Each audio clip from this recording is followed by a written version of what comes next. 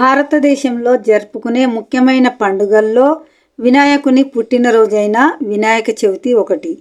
దీన్నే వినాయక చతుర్థి లేదా గణేష చతుర్థి అని కూడా అంటారు. ఈ పండుగ భాద్రపద మాస శుక్లపక్ష చతుర్థి నాడు వస్తుంది. వినాయకుని పుట్టుకకు ఒక కథ ఉంది. పూర్వం గజాసురుడనే రాక్షసుడు ఉండేవాడు. దేవతల కోరిక మేరకు పరమశివుడు గజాసురుణ్ణి సంహరించి కైలాసానికి తిరిగి వస్తున్నాడు. పార్వతీదేవికి ఈ శుభవార్త తెలిసింది. శివుడు వచ్చేలోగా స్నానం చేయాలనుకుంది. తను స్నానం చేస్తున్నప్పుడు గుమ్మం దగ్గర కాపలాగా ఎవరినైనా ఉంచాలనుకుంది.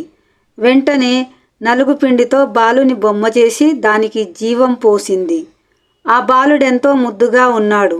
ఆ బాలుణ్ణి ఎత్తుకొని పార్వతీదేవి కాసేపు ముద్దాడింది. పుత్రా, నేను స్నానం చేయడానికి వెళ్తున్నాను, ఎవ్వరినీ లోపలికి రానివ్వకుండా కాపలా ఉండు అని చెప్పి వెళ్ళింది పార్వతీదేవి. ఆ చిన్ని బాలుడు కాపలా కాస్తూ గుమ్మం దగ్గరే నిల్చున్నాడు. ఇంతలో పరమశివుడు వచ్చాడు. లోపలికి వెళ్ళబోతున్న పరమశివుణ్ణి ఆ బాలుడు అడ్డుకున్నాడు.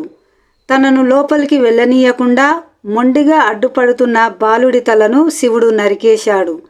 పార్వతీదేవి వచ్చి జరిగిన ఘోరాన్ని చూసి బోరుమని ఏడ్చింది.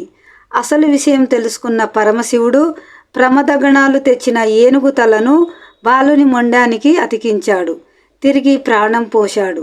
శివపార్వతులు ఆ బాలునికి గణేశుడు అని పేరు పెట్టారు.